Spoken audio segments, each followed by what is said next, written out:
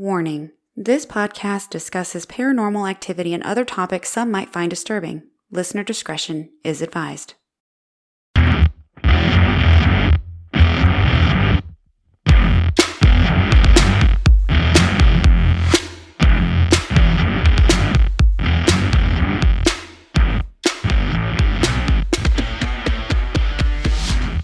Hello everyone, and happy Thanksgiving. Happy Thanksgiving, everybody.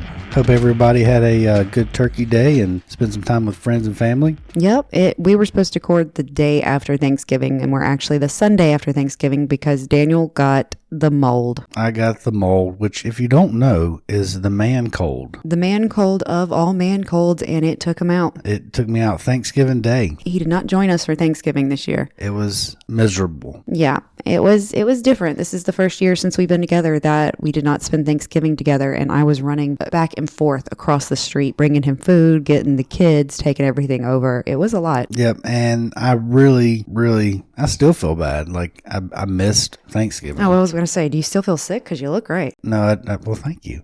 But no, that's, like you said, it's the first year I've missed Thanksgiving. Probably ever. Yes, ever. Yeah. And I love Thanksgiving. Well, and the reason, he wanted to come, and I was adamant. My mom just had surgery, and my dad, when he gets sick, he takes forever to recover. So I was very adamant. We didn't know if Daniel had the flu or if it was just like a cold. So I was like, you cannot come. So I made him stay in bed, and he missed it all. And the next day he was feeling better, and here he is. And we're a few days behind. I'm trying to get us on a schedule because schedules are good. We all love a good schedule. Mostly me in this house. I love a good schedule.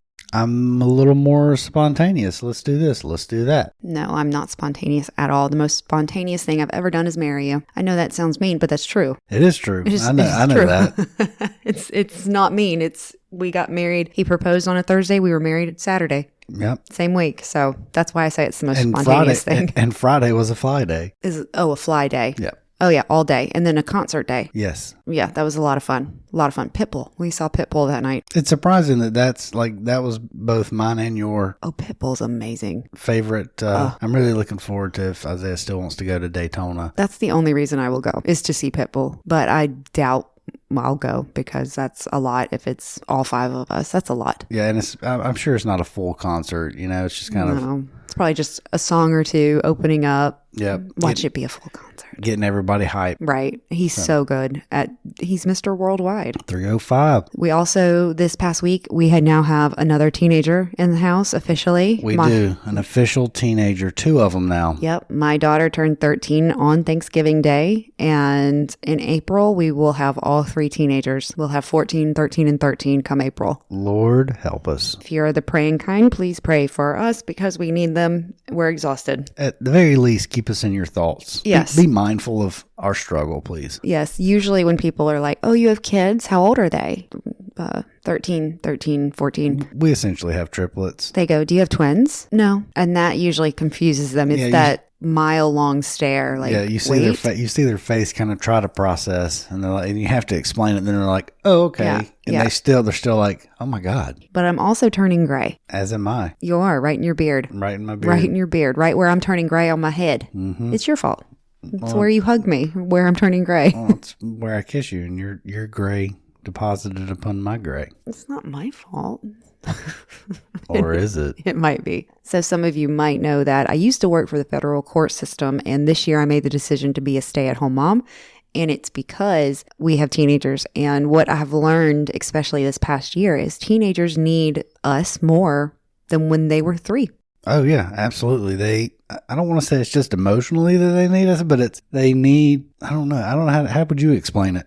Emotionally, but also just that support. Yeah. That they're going through all this stuff mentally, and they're growing, and they're essentially becoming adults in front of us. Which is so weird. Yeah, it's so weird. And they are lost, and they don't want to need us, but they need us. And they want to be independent, and they're starting to look like little tiny adults. Yeah. You can see the conflict on a day-to-day basis of them wanting to be with us and then wanting their independence. They're trying to navigate that. My daughter wants to be independent, but she wants me right there. Yeah. She just wants to be supportive or supported. And it is it was a huge decision to walk away from my career because I was very good at what I did. And I did it for 15 years. And I mean, I know I was good at it, but it was one of those things like I wasn't close to retirement. It was going to take me 2 more decades essentially to get to retirement. And at that point, I would have missed all of this. Yeah. And since I've been home, it's been very good. And it is hard having teenagers, but people are like, your teenagers are going to hate you. They're going to hate you. They don't. They don't hate me at all. And they get mad at me and they get mad at you. Mm-hmm. I think being home has helped. Yeah. And dad's dad. You know what I mean? It's different with dad. Yeah, it is. That's okay. But my girls are obsessed with me. They are. Yeah. They will crawl into my soul if I let them. They try when they get home. They hang on me. Is what I hear. Yes, they hang on me. They sit on me. They want me to watch them do everything. They do try, and they're great kids. This is also, with you being home, it's also giving you more time to put into the podcast, to do research, to edit, to do all the things that you want to do with this. Mm-hmm.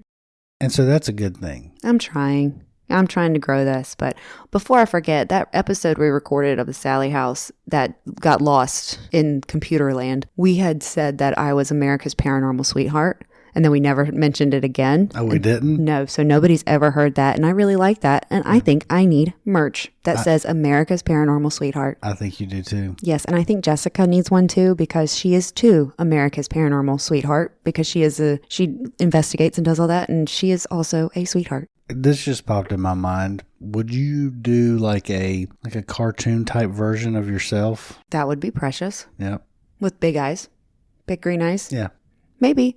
And I would hope that maybe I could make it on, because that would be easy to do a cartoon. Just a round head. With little eyes close together. And a beard. So I don't think anybody's ever heard this. You call me Cyclops. That makes me sound like a bitch. Yes, I do. You have... My eyes, I have little eyes. I have small features. They're close together. And they're close together. He's very cute. So I was born early. They say that your you eyes... You were born early? Yeah, I was born... How early? My due date was May 21st, and I was born on the 2nd. So them eyes just 3 weeks. Got stuck. Yeah, they say your eyes as you're developing, they move further apart. So I have wide set eyes. So I was on time. You were on time. I might have been a little late, but yeah. When people have like flounder eyes or fish eyes, they were born late. Wow. That's not insulting at all. Well, I mean, no more insulting than Cyclops. Well, you're my husband. I'm allowed to call you Cyclops. I say it to your face. I don't talk about you. That's true. I think it's funny. But to be fair, I'm pretty sure you called yourself that, and I picked it up one day. You're probably right. It was early on in our relationship. It's not the first time people have said, your eyes are close together. They are close together. Well, I'm just staring at that one eye. When I got glasses, what's the measurement they do? Oh, gosh. I can't remember. It's the initials. It's from pupil to pupil. Yeah. Yours were very small. My number's low. The number's low. And what? We got an email. Was like, are you sure? Are you sure this is correct? Yep. That's what the doctor said. It was like a 48. Mine's a 52. I believe you said something along the lines of, you probably just need a monocle. Probably. So there's that, folks. Well, before I forget, Jessica also requested crunchy, cringy merch. Crunchy, cringy. Because that's what you said last episode. Crunchy, cringy hippie. Yeah. She's like, that is hysterical. Could we have like a ghost?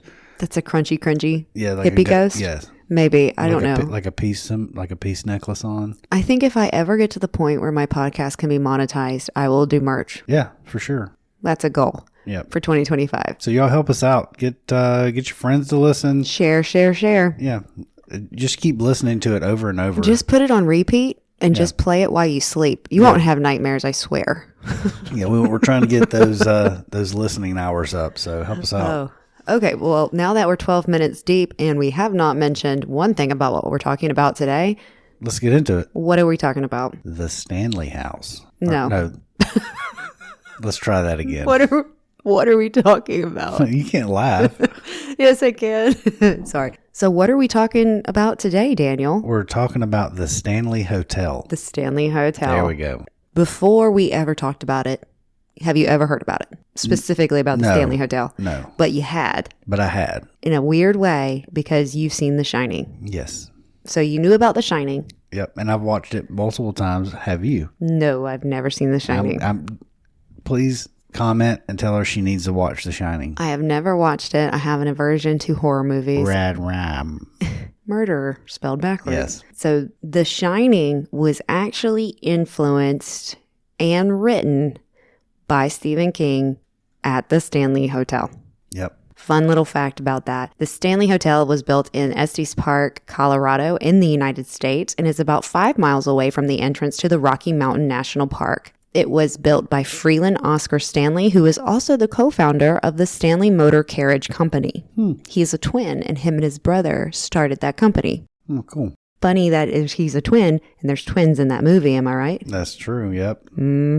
It opened on July 4th, 1909, and it opened as a retreat for people with pulmonary tuberculosis. That's interesting, because I've always thought that people with TB needed to go to warmer climates, but... They needed dry, crisp air. Okay. Then that makes perfect sense. Well, fun fact, did you know, no, you probably didn't know, but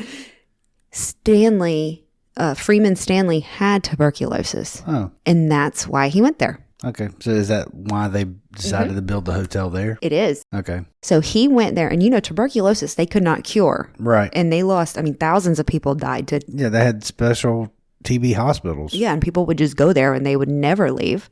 Right. And he went to Estes Park and stayed, and he recovered. So his doctor recommended there was a posh resort in the European Switzerland area, and the doctor told him the Rockies mimicked Switzerland. Yeah, high altitude, crisp air. Yep, with lots of fresh, dry, crisp air and sunlight with a hearty diet, and that you can recover, and he did. Huh. And so he loved it so much, he vowed to come back every summer. And he did. He built a summer home in 1904. And he started going to his summer home, which still sits on the property just west of the Stanley Hotel. It's a historic house now. And he stayed in that house during the summer. And then he decided he wanted to open a hotel. A grand hotel. A grand hotel for pretty much the elite. Yeah, especially for that time. I don't know that I've ever seen like a full, the only really pictures I've seen are from The Shining. Oh, it's huge. This place is huge. Okay, so what blows my mind, and we had a discussion about this. Zach Bagans' museum, they said it's 13,000 square feet. Then I saw something else that said 11,000, but on his website it says 13,000. It was confusing. On the Stanley Hotel's website, it said it has 14,000 square feet of entertainment. Right. And I was like, wait a second. That Stanley Hotel is way bigger than that museum. Yeah, so it was referring to the meeting space, entertainment space. The ballrooms, everything. And I was like, but yes, you saw me. I was like, you could see the numbers floating around in my head. Like, this isn't making sense. Yeah, this math ain't mathing. Yeah, it's not mathing. I think I found another, I didn't write this down. I should have wrote it down, but I'm pretty sure the Stanley Hotel is 41,000 square feet total. It's big. Yeah. It's big. So after his health improved, in 1907, construction began on the Stanley Hotel. And another fun fact, this man was very smart. So him and his brother started the steam car company. And his brother was the inventor behind it and was the main driver. Pun intended. Yes. He was the main driver of the steam car company, but Freeland did the advertising, the marketing. While he was building the Stanley Hotel, he actually constructed the Fall River Hydro Plant, which brought electricity to Estes Park for the first time ever. Oh, wow. So he's the reason that Estes Park had electricity, which I thought was wild. That's really cool, because essentially when you bring power, you're creating a town. And right. And this episode's not about him, so I didn't write everything about what he brought to the area, but he brought a ton. Now, upon opening the hotel, it had a fully electric kitchen, steam laundry, hydronic elevator, electric lights, and telephones, and 48 guest rooms. So at the time, 48 guest rooms. What year did it open? 1904 is when he built his summer home there. And then he recovered 1907. He decided to build the hotel. 1909 it opened. July 4th, 1909. It's a good day to have an opening. I know. I wonder if they had fireworks. I don't know. Did they have fireworks back then? Oh, yeah. The Chinese have had fireworks for centuries. The 48 guest bedrooms each had to share a bathroom.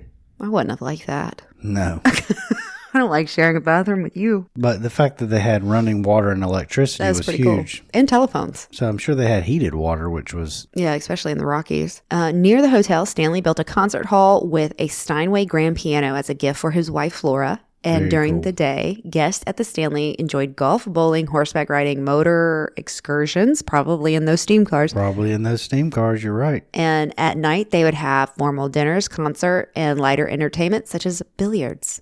The steam car played a pivotal role. Of course it did, because, you know, he was part inventor of that. But it would transport the visitors to and from the hotel, and he created a 12-seat model, which was thereafter marketed as a mountain wagon. And became popular with the resorts and the near present day Olympic National Park in the state of Washington. That sort of reminds me of the train that they used to build the Crescent, going over the mountains to build all the...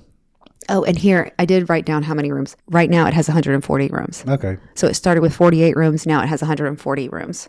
So I did write it down. Look at me go. There you go. And if you're wanting to visit, it is an hour away from Denver, Colorado. And it is an ideal destination for your Colorado getaway. That comes from their website. So I wonder where we're staying. Oh, yeah. When we go to Denver. We are going to the Stanley Hotel. So that'll be an episode. That'll be a update. That will be this episode. That's got to be a part 2. That's got to be the experiencing the Stanley. That's what that will be. The Stanley experience. So the Stanley Hotel had kind of a up and down history after the Stanleys owned it, because it was very expensive to maintain, and it really gained popularity once Stephen King came in.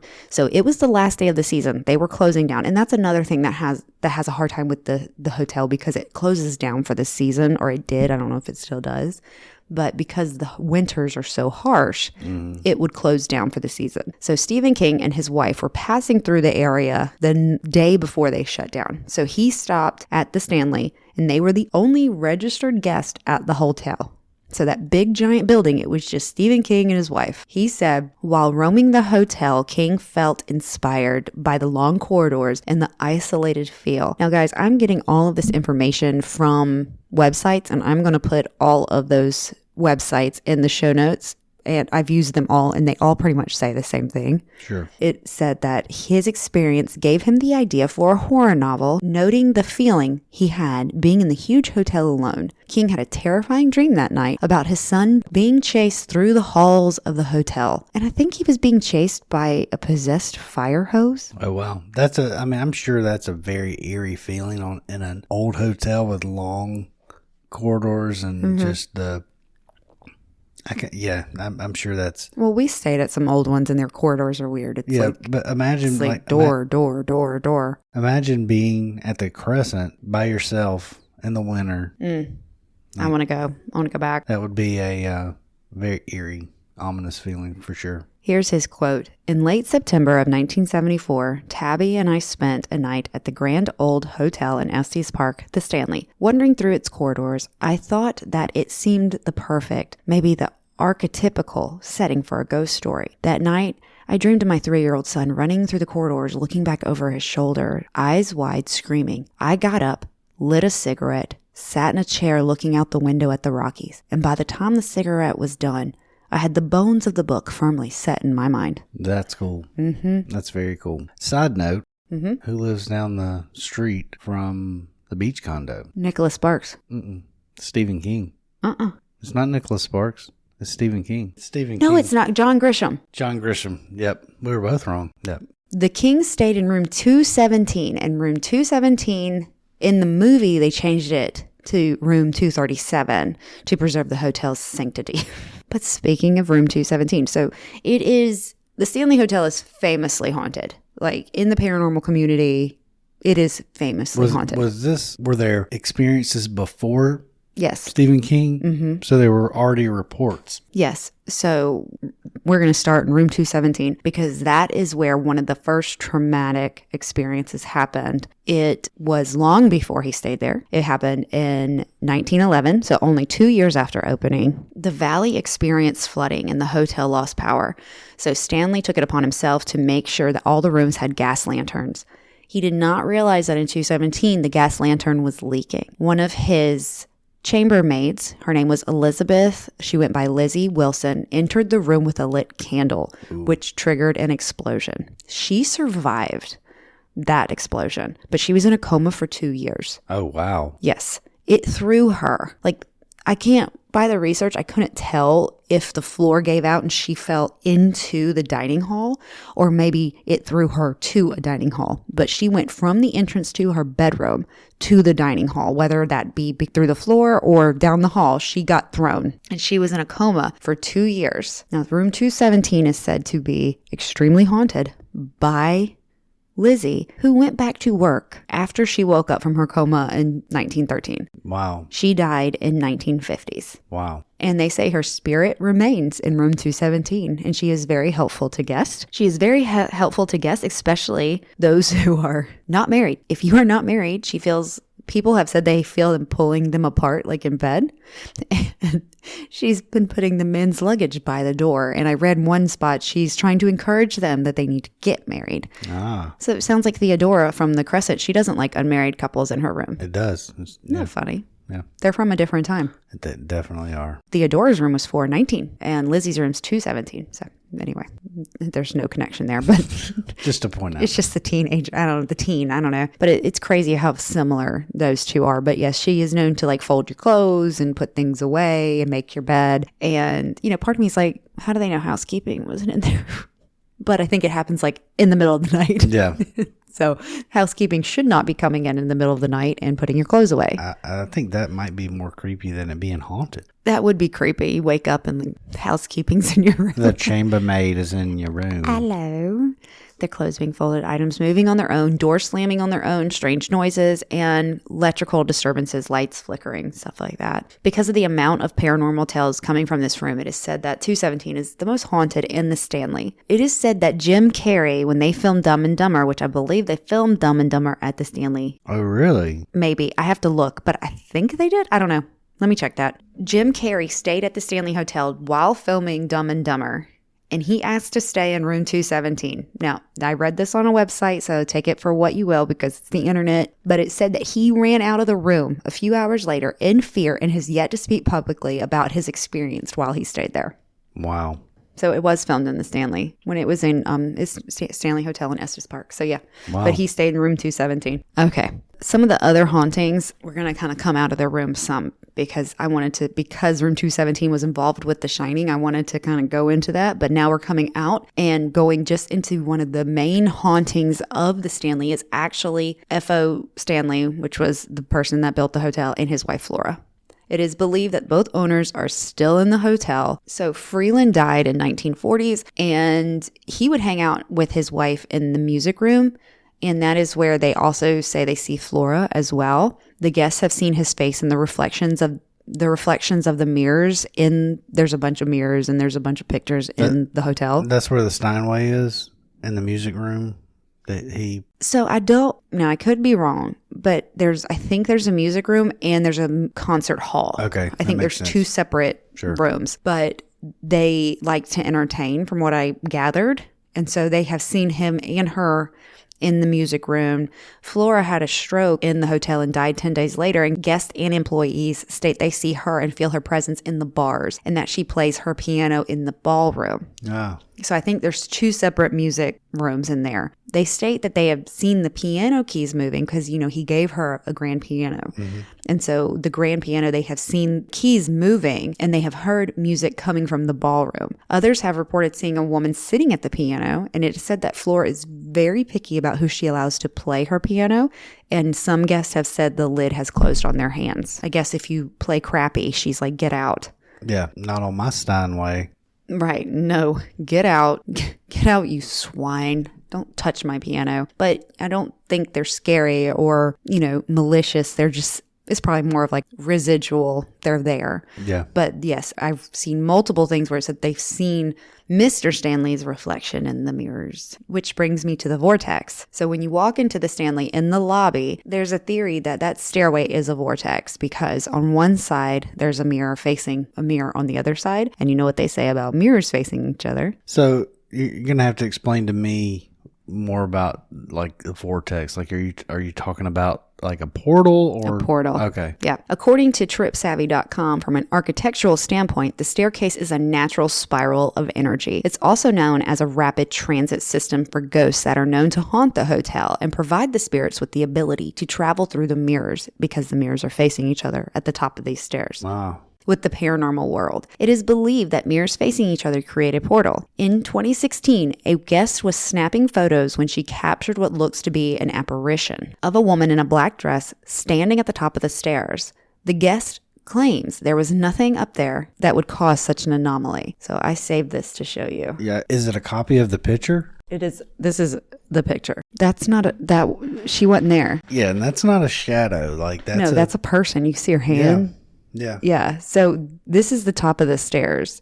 And over here, there's mirrors facing each other. And I just got goosebumps everywhere. Yeah, I can see the mirrors. There's two like right there. Oh yeah, there's some down here, but on the top, this is where they say the vortex is, because you have these two flights coming down onto the landing, and then there's more mirrors up here. Yeah, that's wild. Yeah. That's a wild picture. You should put a link to that picture in the notes as well. I will link that picture in the show notes. If you've heard our episodes about our house, we had so many mirrors facing each other. Lots of mirrors. Yes. 32 to be exact. 32. Most of them were in the basement. That house still has mirrors facing each other. And if you've noticed in this house, there are no mirrors facing each other. No, there are not near as many mirrors in this house. No, but there's none facing each other. No. So the fourth floor of the hotel is believed to be the most haunted floor, period. Like when we go, I don't care where we stay. I just want to stay on the fourth floor. So how many floors are there in total? It looks to be like 4 floors. Okay, so that's the top floor. Yes. And it says that the fourth floor is the most haunted. Guests have reported children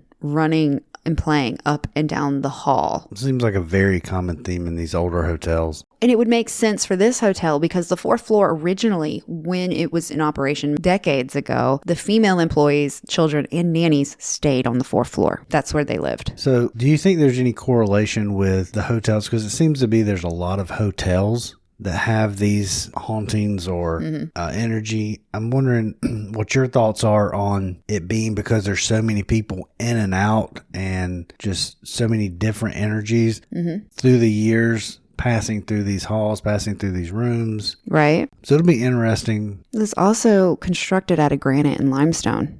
And it is believed in the paranormal community that limestone holds and energizes paranormal activity. So, yes, and that was a very common building material. So what I was kind of getting at is I'm wondering if in years to come, there will be more modern hotels that will begin to surface that have similar stories. I don't know. Probably. It's at least an interesting thought, and I'm wondering Can you imagine the modern day hauntings? Taking selfies, throwing up peace signs, tongue out, I'm just wondering if some of this is due to the amount of people that visit.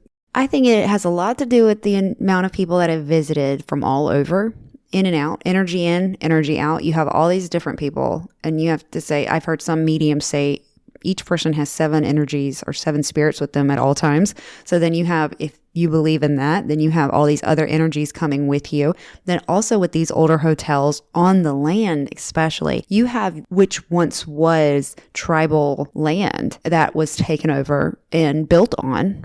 And then you had tragedies in the hotel. And I know there's tragedies today, but it doesn't seem like today's tragedies were like the old tragedies. Like there's death today, there's murders today, but it doesn't seem as traumatic. And I know that sounds horrible, but you know what I mean? Like there's more safety precautions in places like hotels. Right.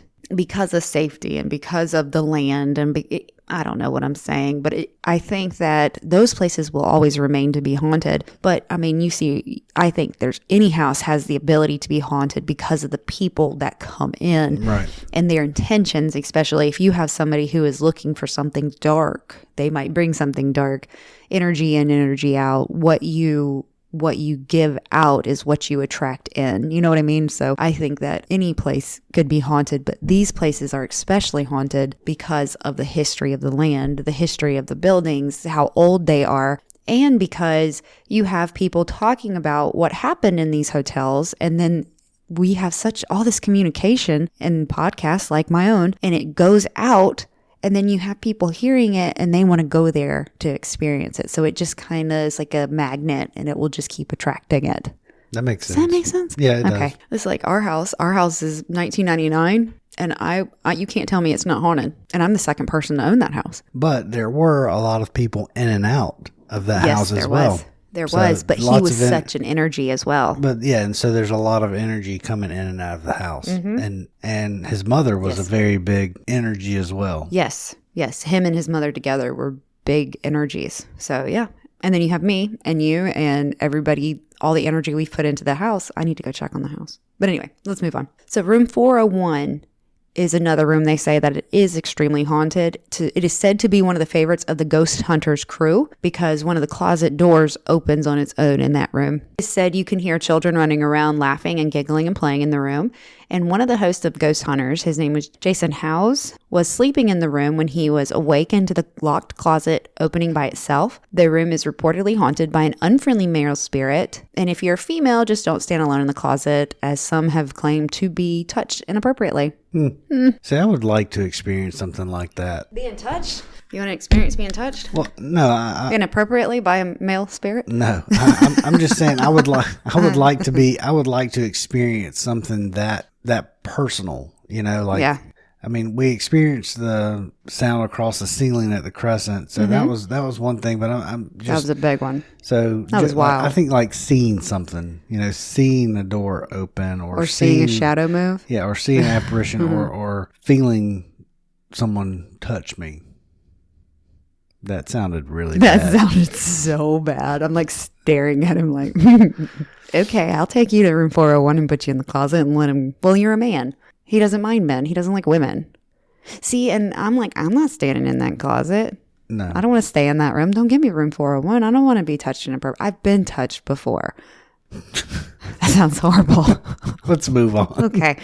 Anyway, another thing that has happened in that room, a former guest said that his wedding ring lifted off the bathroom counter and dropped into the drain. As a wife, that makes me go, didn't know. But did it? But did it?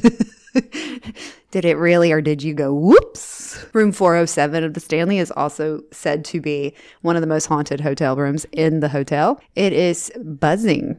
That's what the word that was in the article, buzzing with paranormal activity. It said that the guests have seen faces in the window while standing outside looking in. So like a face looking out at it. From outside of the building? Like they're standing outside looking at their room and they see a face standing in their room looking at them. Oh, wow. They hear unexplainable noises and some have reported being tucked in by a child spirit. So fun fact, when I was typing this yesterday, this part, I had my spirit talker running, and when I typed child spirit, my phone said, I'm a child. So I thought that was weird. I typed that. That is weird. Now, this is a quote from the Ghost Adventures website, so I'm just going to read it. Other reports about room 407 at the Stanley Hotel are known to be the home of an enraged Irishman who, am I saying that right? Irishman. Of an enraged Irishman who watches silently from the corner, flickering lights and sometimes pulling on hair. He has been named Lord Dunraven, alluding to the unpopular Irish earl who once ruled the land. That's quite a name. Yes, that was from the Ghost Adventures website. I couldn't rewrite that. I was like, we're going to leave that just how that is. Yeah. So that's a quote. So room 418, guests have reported hearing the sounds of children outside of their doors playing at night. So that seems to be a common thing on the fourth kids. floor. A lot of kids giggling, running. It's a playground. Yes. Well, and that's where the nannies and the kids stayed while the chambermaids worked. So that makes sense. Makes sense. Other reports seeing hangers moving on their own in the closet, lights flickering on and off. It is believed that room 418 is haunted by a little boy named Billy who likes to tickle feet and play with hair. Very creepy, Billy. Billy, please don't tickle me. Don't touch my feet, Billy. Oh, he really doesn't like his feet touched, Billy. This makes me laugh because my sister always tells Daisy that when she passes away, she's going to come back and tickle Daisy's feet when she sleeps. Yeah. So that made me laugh. Billy and Amy, the feet ticklers. Weirdos. Room 428 breeds a very different anomaly. They say a mountain man, Jim Rocky Mountain Nugent. He was an infamous outlaw in the years preceding to Colorado's statehood.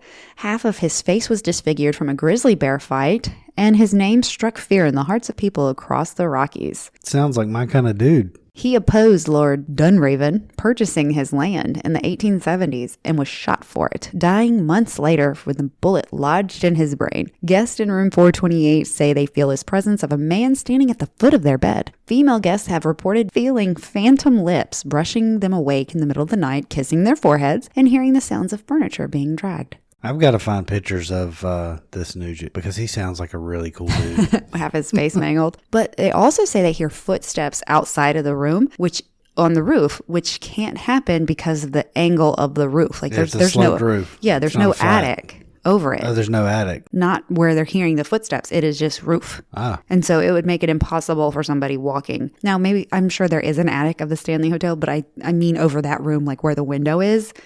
There's just no way somebody human can be just out there tra-la-la on the roof, just doing a jig. Yeah. It's just not possible. But yes, I've heard a lot about the cowboy. He likes the ladies. So that's room 428. I love the number 28. Mm-hmm. So when we go, I would like to stay in room 428. Yeah. Or 217, one of the two. Yeah, I'm down with that. But if you want to stay on the fourth floor. I want to stay on the fourth floor. As soon as you started describing that dude, I was like, that's a cool dude. Yeah. It's a cool dude from history. He just wants to kiss my forehead. Well, that's my job. So that's true. Back off. What's his name? Jim? There's been reports, but they call him the cowboy. The cowboy. The cowboy. Hold on. Let me turn on my talker app. Let's run it. Just see. Because that last one, it wrote, I'm a child. I was like, I just typed child spirit. I wonder, since we're talking about the cowboy, if it's going to say like hee-haw. I don't know if it will say hee-haw. Or horse or something. It said one of my friends' names yesterday. Yeah. Like, she does not have a traditional name. It was weird. Yeah. I sent it to her and I was like, it's calling for you. Come on over. It's calling. Hi, Jada. Okay. Besides room 217, the concert hall, which is the second building on the right of the main lobby, is the most haunted of the Stanley Hotel's 11 buildings. It was built initially for Flora Stanley by her husband. Multiple spirits call the concert hall home, but Lucy, who quite possibly was a runaway or homeless woman who found refuge in the hall, might be one of the most well-known. Lucy has a very sad story. If it's true, it is so sad. It sounds sad already. I just keep saying it's sad because it is... I can't even imagine, because if it was a teenager, if it was a runaway teen, having teenage daughters, it makes it even worse. Yes. So let's hear the story of Lucy. Okay. Well, before we get to it, she entertains the request of ghost hunters, often communicating with flashlights. Stanley historians, however, aren't quite sure about her pre-death connection to the hotel. It is believed that Lucy lived in the hotel during some of the darkest days when it was like for sale and not being taken care of. And it was like back and forth between hands. And it was said that it was losing profit. The cycle repeated with each owner until 1995 when the hotel was on the verge of bankruptcy. It was for sale. During this period, the concert hall had a huge hole large enough to see the sky. And Lucy found her way in. Oh, wow. Yeah, so it was during a time where... Disrepair? Yes. These hotels, one of the main things we hear about them is they're so expensive to keep up. Yeah, lots of maintenance, constant maintenance. But so Lucy found her way in through one of the holes, and she lived in the concert hall, and then it went for sale, and I'm not sure if she was run out or she was forced out because of the renovations, but they found her frozen to death outside. Oh, that's terrible. So I have my spirit talker on. It said, Davis, why did you come back? You are lost. Isolated cabin. I have to leave now. Touching. You were talking about you wanted to be touched. Yeah. So it feels like spider webs sometimes. When Michael touched me at the Crescent, back porch. Okay. When Michael touched me at the Crescent, that's what it felt like. It feels like spider webs. Like you run through spider webs, but It was down the backside of my arm and I wasn't in a spider web and it wasn't you. Lucy, they say, is a child, teenager type, but you never know. You just don't know. But I have seen investigations where you have two flashlights and you ask them to turn them on, and they do. They come on and off. Likes lollipops. If you take like Dum-Dums down there, she likes Dum-Dums. If you stand them up, she'll knock them over. Oh, wow. So lots of different things about Lucy. Paul is a ghost that is well known to the Stanley Hotel. He was a jack of all trades. He was like a handyman in the hotel, and he was responsible for enforcing the 11 p.m. curfew. Huh. I could not find, but then again, I didn't look too hard about why they had a curfew. Probably, I would think because maybe how cold it gets. I don't know. That's probably so wrong. I'll look into it. But they had 11 p.m. curfew at the hotel. And so Mr. Paul would be the one to enforce it. And some researchers, paranormal investigators have said that they hear workers saying, get out at 11 p.m. and after, like, get out. He's trying to get everybody back where they're supposed to go. A construction worker reported that he felt Paul nudge him while he was sanding the floors, and tour groups at the Stanley have reported the flickering of a flashlight. It is said that he had a heart attack at the hotel, which he survived, but he died on his way to the hospital. Another handyman that is said to haunt the concert hall is Edward. He is less friendly, very loud and aggressive, and he bangs. Tour guides at the Stanley said he wasn't a big fan of people in life, and it seems nothing has changed in death, and I get it. Yeah. I get it. Yeah. I get it, Edward. He just wants to do his work. He said rifle. I'm sure Cowboy had a rifle. Well, he got shot, remember? Yeah. And he died from a bullet in his brain, so I wonder. There is a large underground cave system that runs under the hotel, and you can take a tour of it. Oh, that's cool. I'd love to do that. The hotel sits on limestone and quartz, and they believe that ghosts use limestone and quartz to energize. And so that might be why the Stanley is so haunted. Yeah, I definitely want to go see that for sure if we're out there. I think there's a 75-minute tour from what I read, and that tour, the 75-minute tour, will take you. They have a couple different tour options. I think they have a shining tour option, the 75-minute one. But you can go into the cave system and they'll show you around underneath it. Yeah, that'd be definitely cool to do. So yes, that is the Stanley Hotel in a nutshell. I think it is very haunted. Yeah, there's definitely a lot of personalities. What strikes me just going through all those different people, there's a lot of similarities between all the individuals. Mm-hmm. It's like there's kind of 2 or 3 people that have these similarities, 2 or 3 people that have these similarities, right. Lots of the kids on the 4th floor. So same kind of energy, I guess. Well, what's crazy is the investigations I've watched on YouTube of the Stanley Hotel, different people, some of them not related from what I know in any way. They are completely different groups, get very similar hauntings. That's where all of the stories come from because they're very similar. You hear children on the 4th floor. You see a cowboy in 428. Women feel him kissing their foreheads. Like they're very similar hauntings. Yeah. Or like in that one room, the closet door opens and like it will be locked and they'll it's YouTube. You just never know. But still, they'll show the door closed. They'll pull on it. It's closed. And then they won't be near it. And then all of a sudden the door opens. So, it's interesting to me when these buildings, you have all these different people, all these different stories. They're not connected in any way. And yet they experience the same thing. Yeah, they have similar reports after they do their investigation. Nowhere to go. Oh. Poor Lucy had nowhere to go. Sure. These are easy to read into. Yeah, for sure. It's always interesting to have this running, though, when I do stuff like this, because I'm like, let's just see. Yeah. Sometimes it's weird. So one of my TikTok viewers had said that they think something came home with me from the Zach Bagans Museum. And so I was running this the other day, and I was like, who came back with me? And it gave me my grandparents' names. Yeah. And that was really cool. The other thing, I've still been having vivid dreams, but nothing like it was the first 2 nights after we got back. I haven't really remembered, but I know I've still been having a lot of more vivid and lucid dreaming than I typically have. Yeah, I don't know. That was weird. It was very strange. Yeah, those first 2 nights were wild. Yeah. It would make more sense if it happened the night after we were there. But it wasn't until we got home. It was days later. Yeah. Enter Zach Bagans Museum at your own risk. And I'm sure enter the Stanley Hotel at your own risk. And anywhere you go, do it at your own risk. Do it safely, guys. The phone is warning you. Caution, enter at your own risk. Well, yes. What should we do next? Aren't we planning a trip to the carriage house? Yes. In Charleston? Yes, we are planning a trip to the carriage house. We're also planning to stop by the Holiday House, which is in Marion, South Carolina, which is, we saw it on Instagram and it looks really cool. So we want to go there. So maybe we could, no, that's really not on the way. Yeah, it's not on the way. It'd be really out of the way, actually. I think for our Christmas present to each other, I don't want a Christmas present. I want to go somewhere. Yep. And I think we are planning to go to the carriage house in Charleston, but we just have to plan it. And it said that that's the most haunted house in South Carolina. In South Carolina? Yep. Okay, so not just Charleston. No, and it's on the Battery, which is really cool. Oh, cool. We got to enter at our own risk, but while we're there, I want to go to the jail. Yes. The Charleston, because I've heard that that's really haunted as well. We can't forget the ghost equipment this time. I've been by the jail, but I've never. I don't know if you can go in. You said you've been. I think there's tours. Yeah, I never went. Maybe not. I never went inside. The tour that I went on with my parents, we went by there, and they kind of gave us a little brief history. But maybe we that's what we didn't go in. That must be what I'm thinking. I've always wanted to go in and see it, but I never have. Okay. Well, yes, I figure we'll go down to Charleston and maybe we can plan some things. We stay at the carriage house and plan some things, maybe a tour. I think they have nighttime ghost tours down there. They do. They have a lot of nighttime ghost tours. So that would be really cool. We just can't forget to bring the stuff that we keep forgetting to bring. Yes. You need to pack those.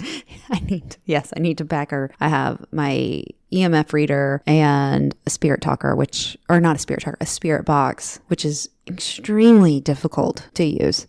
I wouldn't know. I think I'm old. It hurts my ears. It's just a bunch of static. Thank you for listening. I hope you enjoyed it. And yes, our next episode will probably be about the carriage house in Charleston, South Carolina. Yeah. Thank y'all for listening and help us spread the word. Share. Yep. Word of mouth is most important. Just put it on repeat and help us get those listening hours up. Definitely would appreciate it. So yes, I would, because as soon as I can get 10,000 listening hours, I can monetize and start advertising. Well, and the thing too is, getting feedback from other listeners about different places, different things can definitely help us get some more experiences. Go investigate, doing research so we can keep this thing going. Absolutely. Thank you for listening. Follow me on TikTok, Ghost Gossip Pod. Follow me on Instagram, Ghost Gossip Podcast. And if you have any ghostly experiences you would like me to read on the podcast, you can send them to ghostgossip247@gmail.com. And I would love to talk to you. Anyway, as always, until next time, they'll see you later. Bye, y'all. Bye.